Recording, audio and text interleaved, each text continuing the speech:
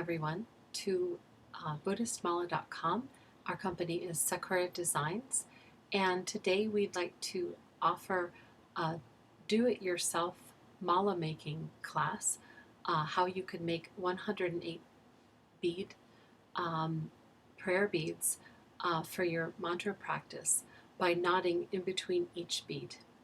So this is behind the scenes here at my mala studio in Boulder, Colorado, where all the magic happens. So we're happy to have people take this class and to learn how to make their own mala. Now, we offer a series of do-it-yourself kits, so you could buy a kit and then follow this instructional video, or if you happen to have your own prayer beads and you are understandably nervous about shipping them to us to have them redone, or anyone, you can you restring them at home yourself. So there's a few different types of mala beads out there.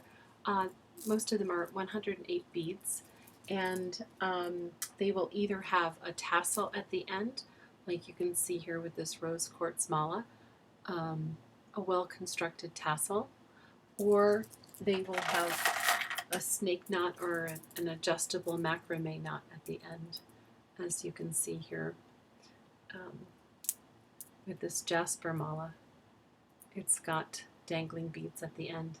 So the type of mala we're going to be making today are smaller 6mm beads with a tassel at the end, and in between each of the beads is going to be a knot. So for that, we're using smaller beads, because if you use 8mm beads or larger, by the time you knot a larger mala like that, it becomes very long. It oftentimes would sit below the navel, so that's a little bit long. This one right here with the 6mm beads, it kind of rests slightly below the heart. So it's a pretty good length with 6mm. And you're going to need about an hour and a half to 2 hours. So it's a good idea to create a pocket of time that's just for you, to settle down and possibly light a candle and some incense, or diffuse some essential oil.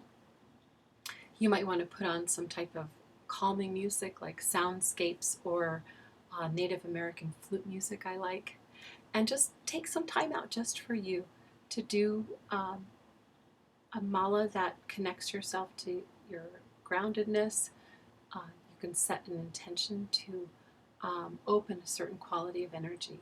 So if you happen to have a Buddhist practice or yogic practice in your own mantra that you'd like to do, while you're stringing each one of the beads, you can actually seal that knot with that mantra or that recitation. The new contemporary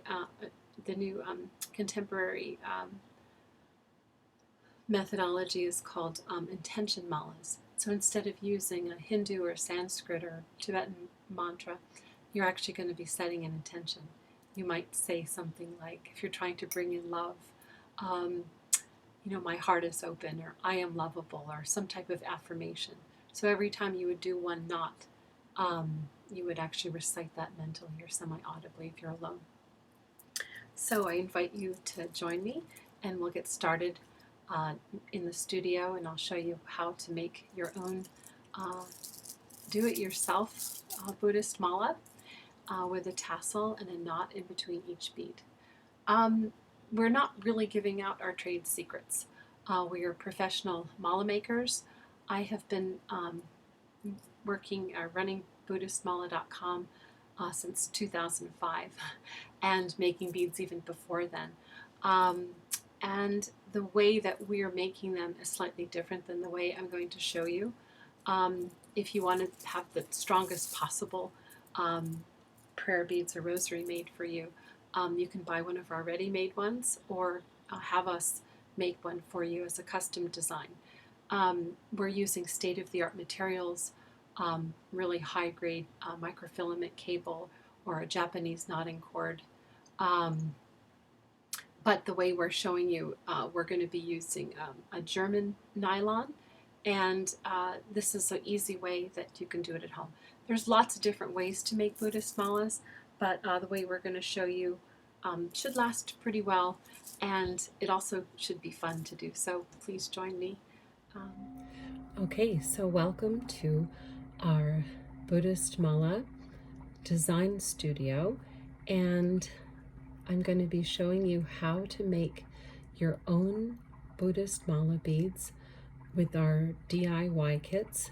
And I wanted to show you first what everyone receives in their kit.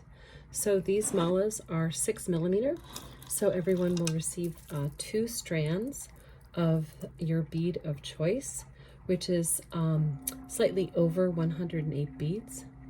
So 2 strands will equate to 1 mala. At BuddhistMala.com, we tend to be Buddhist here, and Buddhist malas will generally have a 3-hole guru bead.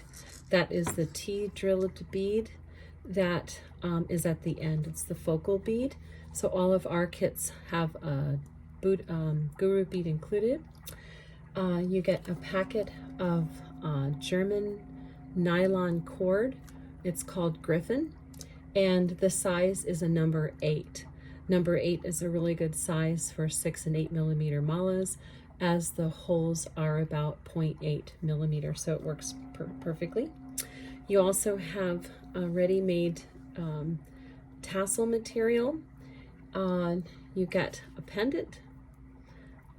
Here, each of the malas have an Om pendant, but we have a few different ones to choose from. You have some metallic beads as the to offset the markers, and then you've got a series of markers. Now, every Buddhist mala is different. In the Zen tradition, they'll have markers at the 7th bead and the 21st bead, and depending on what mantra practice you're doing, different malas will have markers at different intervals. Our malas are primarily Tibetan Buddhist, so we've got markers that divide the mala up into quadrants. So you have a marker after the 27th bead. Here, I'll show you. So you have a guru bead, and then you've got a marker with spacers after the 27th bead.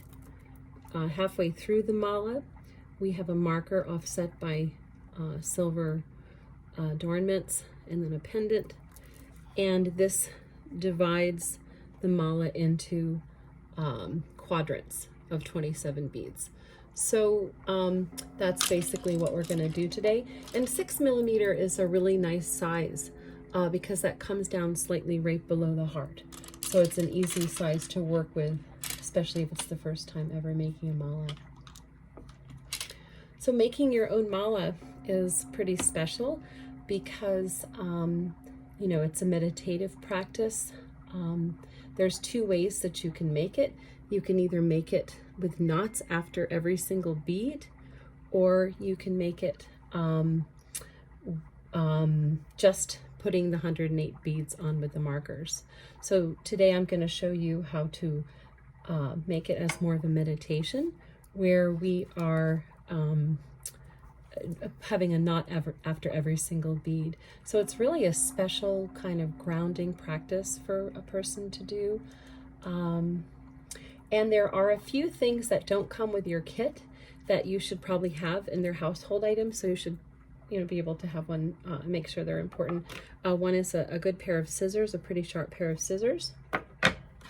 One is some type of comb or even an unused hairbrush. And one is a lighter. And it's also good at the end when we start to do the tassel for you to have a piece of tape. So let's get started.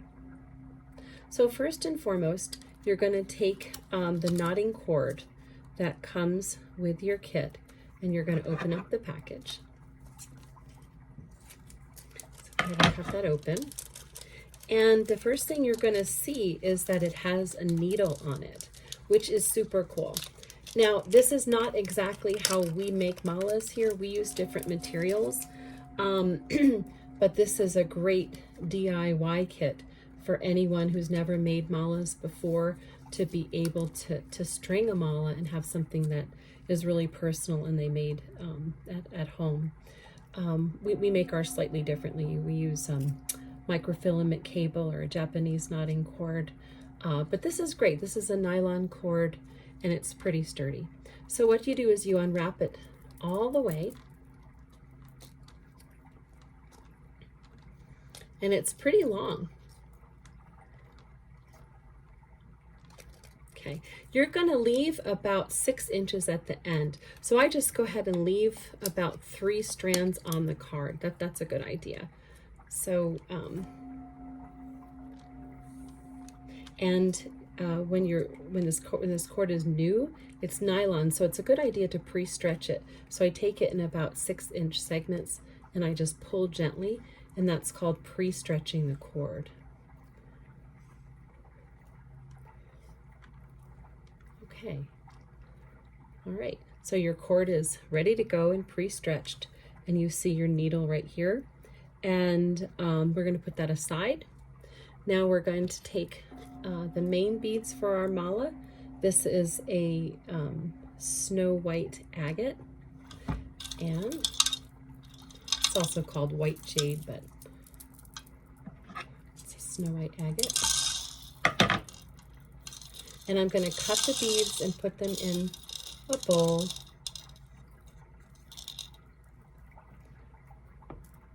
And put the tassel aside and kind of get ready with your marker beads and your silver spacers.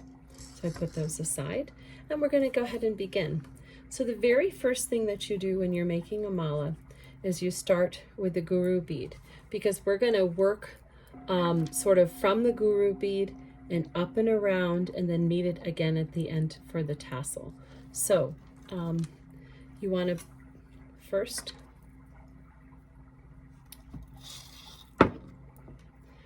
go up and backwards through the guru bead. So if you take the bead cap here, we're actually going to come up through the bottom end, and we're going to go through the T-hold bead, and you have to curve your bead needle a little bit. Come up through the center of the T-hole and kind of jiggle it a little bit. Should find its way. Yep. And then pull it right through. Shouldn't need any pliers or any extra tools for this, although we do keep pliers on hand. All right, there we go. So you see that the guru bead is the very first thing that you're going to string. See that there? And you're going to pull that all the way down to the bottom of your card. Okay, there we go. So it's ready to begin. All right, and then from there, I like to straighten out my needle if it got a little bit toggled. Okay. And then go ahead and start. So there's no need to put a first hole because the knotting cord is smaller than the hole in the guru bead, so it'll just hide inside. So the first bead, it's not necessary to have a knot. So you're going to start with one bead.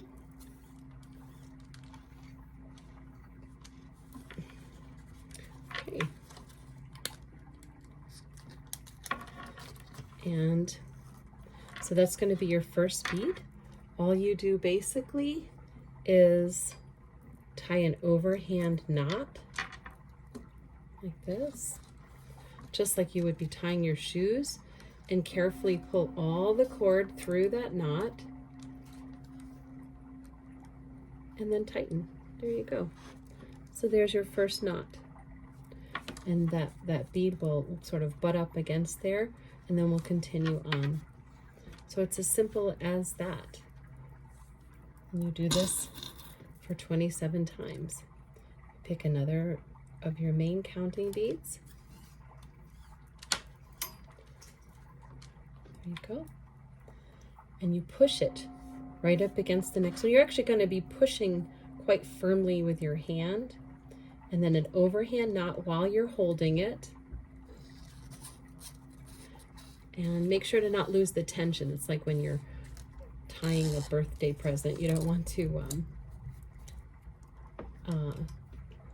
let the bow go. So you're going to have the second one here, and then go ahead and close it up. So there you go. You have a nice tight knot right there. Now some people will use knotting tools. I do have some things like that. There is something called an awl, or you can use the tip of a needle if you're not very dexterous to wrap the knot around and pull it toward the bead. But personally, I find those tools I have more mistakes when I use them, so I just find my hands are really personal and it works really well. So okay, now we're going to do our second one. Okay, and tie it around and pull it right through. Here we go. We're on our way. And some people like to do, actually going to cut this here. Some people like to do mantra meditation while they're doing this. If you have a particular mantra, like Om Mani Padme Hum, or since we have Tara here, you've got Om Tutare Ture Soha, Om Tare Tutare Ture Soha. So you can be doing a mantra in between each bead, so that infuses your mala with good intentions and blessings, and it becomes a real meditation practice to just do this. So we just continue on around. And again, if you don't have a lot of time and you don't want to make a meditation practice out of this, you can just go ahead and string 27 beads and put your markers on and off you go. There's no need to knot after each bead, but I personally think it makes the mala really special to have knots after each bead, and you feel connected to it having made it. So part of the specialness of buying a DIY kit is to be able to have each of the beads knotted. So anyway, I'm gonna continue on here, and we're gonna go up to 27 beads, and then we'll put our markers on.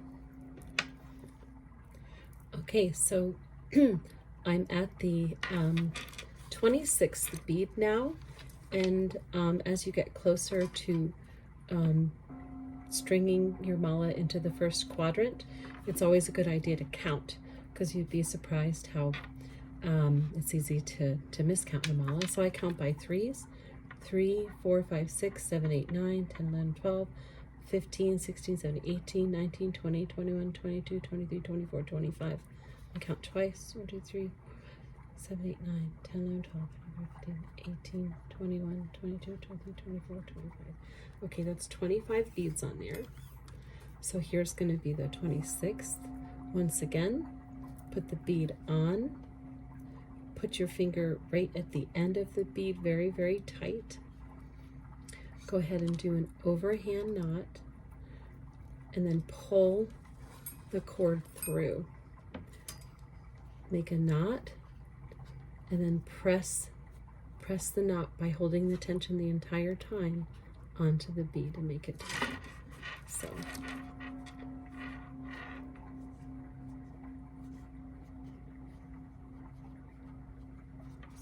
Okay, so this is actually, I think, 26 beads. 1, 2, 3, 4, 5, 6, 7, 8, 9, 10, 11, 12, 16, 17, 18, 19, 20, 21, 22, 23, 24, 25. Okay, we have 26. Okay, the 26th bead. Now, there's a few things I wanted to tell you. The Griffin knotting cord is kind of, it's a double nylon cord that's been wrapped together. And it can be a little bit difficult to work with because it's been, when it comes stored, it's wrapped in a packet, and it can knot, and it can twirl up on you. So if that ever happens, just in general, while you're making your knots, just go very, very gently and very slowly. So go ahead and pull the end of the bead, come around as an overhand knot, and then push it down. As you're pulling the cord through, sometimes it'll knot, and I always consider that to be sort of a meditation practice of patience if it ever knots. If it ever does have a knot anywhere on the cord, I just take a household needle, and I use the other end of the needle, because you don't want to start stabbing the nylon cord, because you could damage the cord, and just gently try to undo the knot and pull it out. So just to let you know, the Griffin nylon cord has a tendency to knot itself. Okay, I'm going to count. I count many times just to be really sure. 1, 2, 3, 4, 5, 6, 7, 8, 9, 10, 11, 12, 13, 14, 15, 16, 17, 18, 19, 20, 21, 22, 23, 24, 25, 26. Okay, so we're on the 27th bead, and I wanted to show you just one quick technique in the event that you don't feel dexterous enough to be pushing the knots by hand. You know, if you were stringing pearls at a jewelry shop, they do use two tools, and I just wanted to show you what an option is. One is called an awl, and it's actually a bead. It's like a bead stringing tool. It has a pointed tip. You can also use that to ream the tops of beads or to take out knots if you don't have a needle. And then another one is beater's tweezers. So you can see that they have this shape right here of a bent edge. And I can show you on the last bead how to use them. I don't happen to use them because I've been stringing beads for so many years that I just have the muscle memory to do it tightly. But here's an idea. So basically, you go ahead and take your bead. So this is going to be the 27th bead, the first quadrant, and string it through the needle in the hole. Okay, gently pull it through as to not your cord. And instead of you making a knot with your hand, you're going to make a knot with your finger, and then put the bead reamer through it. The bead awl, sorry, not a reamer. Reamer's something different. Okay, and then you actually tighten it up. So instead of your finger that's pushing the actual knot, it's the it's the awl that does it. So then as you're pulling down, you go ahead and take it out like this, and then the knot isn't quite complete yet, so you can see it's still a little bit loose. Then you use this to push it down. Instead of your finger, you can use the tweezers to firm up the knot, and that makes a really tight knot. So these two tools, if you feel not dexterous enough to do it with your hands, and you want to get into some more professional knotting tools, an awl and a beater's pliers will work to make really beautiful and tight knots, and they're pretty perfect. Okay, as you're doing this, I put on new age music like singing bowls or water. You can light a candle. You can light some incense or atomize some essential oils. You know, create a really nice sacred space for yourself. And this is me time. This is time to just ground and make something that will enhance your life and encourage more groundedness and more mindfulness. So it's sort of a treat for yourself. So yeah, that's the nice part about making each one of these knots. All right, so we're at the first quadrant. Okay, here we go. Now we're going to put on the marker. So after the 27th bead, put on the silver. And I'm not knotting after each one. Generally, whatever's put as a marker are not counted as part of your 108 bead markers. They're considered decorative or placeholders. So if you're doing a particular mantra practice and you have your eyes closed, once you've gotten to the quadrant of 108 divided by 4, you know you're a quarter of the way done. So whatever is there is not counted. These beads, as you're doing your mantra practice, are just there as a placeholder. And it's a good idea if they can be a little bit larger, a little bit smaller. In the Zen tradition, they'll use a smaller bead once they've gotten to a divider. For these mala making kits, we're using a bead that's slightly larger. So we're using a larger rose quartz offset by 2 silver beads. Okay, and once you've put your marker on, once again, here's your overhand knot. Gently, gently, and then pull the cord through really gently, holding the tension the entire time. And then, excuse me, pull it through. There you go. And if the knot isn't quite as taut as you want, you have still a little bit of time to sort of push it down. Okay, they don't have to be super, super tight, but they should be pretty taut. Okay, and so I'm gonna finish up now. A mala takes about 2 hours to make, so you want to set about 2 hours out for your first mala. So I'm going to finish up the other quadrants. So there's going to be 4 in total. Once I get to the second stage of 27 beads, I'm actually going to put this little pendant on the end. And these pendants you can use halfway through, or you can use them at the end of your mala. You can put it on top of the tassel, or you can omit the guru bead and just put a pendant at the end.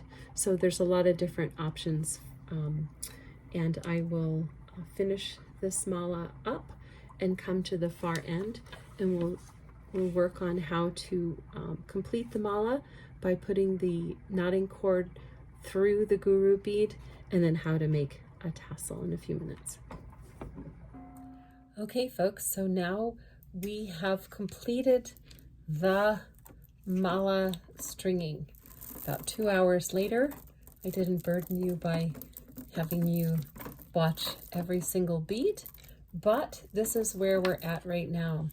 We have got 27 beads from the guru bead to one of the quadrants, and another 27 beads, and then here you can see I've got the pendant on there, another 27 beads, and you've got 2 markers and 2 spacers and 2 markers and a spacer, and then you've got the remaining ones here. Okay, so you've got the needle here. So the guru bead, as you started out at the beginning, you went up through the T-hold bead and then began the knotting. Now what we're going to do is you're going to take the needle and you're going to come around through the other side. There should be an opposing side, and you have to make a little curve with the tip of the needle. So I think you guys can see that right there. So you're just going to lightly kind of jiggle it and have it come through and meet the other cord. And then you go back through the guru bead, end cap. Okay, so your mala, for all intents and purposes, is actually strung. So here we go. All right, and then at the end, you're going to just do an overhand knot to seal it. Then we'll get ready to put on our tassel. Okay, so bring everything through the center, overhand knot, and then pull just 1 knot right there. Okay, great. You can finally cut off the card. We were using that card to stop the beads, and you can just dispose of that now. Okay, so now the tassel, the exciting part. Now this is not exactly, as I said, how we make the tassels here at BuddhistMala.com, Sakura Designs, but it's a nice way that that anyone can make one. So take off the larger piece, which is really, really important. And there's a larger strand, and that will be the one that you use to fasten it at the end. Okay, so we are ready to create our tassel. So the first thing that you do is you take all of your tassel material, and I like to comb it. Actually, I just like to comb it together so that it's not so, so that the material is sort of evened out and ready. So I comb it, holding one side, there. So use the comb and just comb it like you would someone's hair and make it nice and even. Okay. Make sure that none of the threads are folded, so it's ready to go. Okay, and here's the secret. Here's how the sausage is made, vegetarian sausage. So you actually take the two ends of your Griffin nylon cord, and you're going to sort of eye where you're going to have the center of the tassel. You can even fold it together a little bit and kind of loosely in the center. You are going to form a knot. So if you can see what I'm doing. So we're going to have a knot one time, and make sure the knot is in the center. So it's almost, it opens up like a clamshell. And you're going to put a knot in the center and make it pretty tight. Then we're going to do that 3 times. 2 and 3. And some people will just let that, be in the center, but I don't like the different colored cord. So what I do is I cut it. This is where you need your lighter. You cut it, and then you're going to take your lighter and very carefully you're going to hold it up, and you're going to burn the 2 ends in the center. Just burn them and then squeeze them together. So because it's nylon, so it will melt a little bit. So you can see right there, it's fastened and it's pretty taut. So good. Then you're going to go ahead and close it together. Now it's starting to really look like a tassel. Okay. And then I comb it to get it ready to go. Comb, comb, comb. Good. All right. And then you're going to have your knotting cord, your fastening cord. So basically what you do is you are going to do it once again. An overhand knot, and then make a nice ball at the top. So I like the ball to be around the size of the guru bead. So there you go. It's a nice round ball at the top, as you can see. And then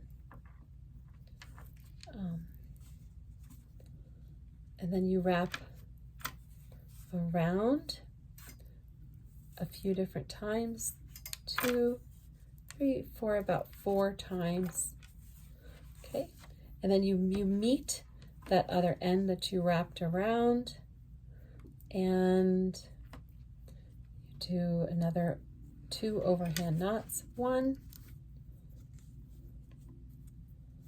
and 2. There you go.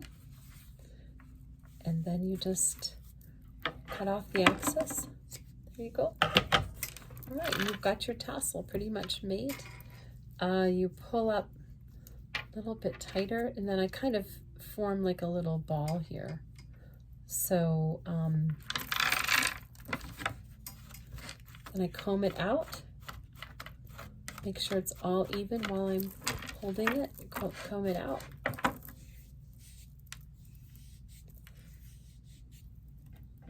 And then at the end, you hold it, and then if your scissors are nice and sharp, you just have one firm cut.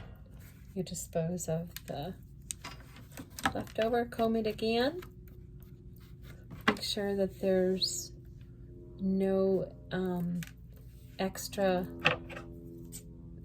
pieces of fabric coming up, so you cut again, trim, trim, trim. Great. And your mala is officially made. Here we go. There we go. I hope that you enjoyed this practice, and now you have the tools to be able to make your own mala at home as part of your meditation practice. Thanks again.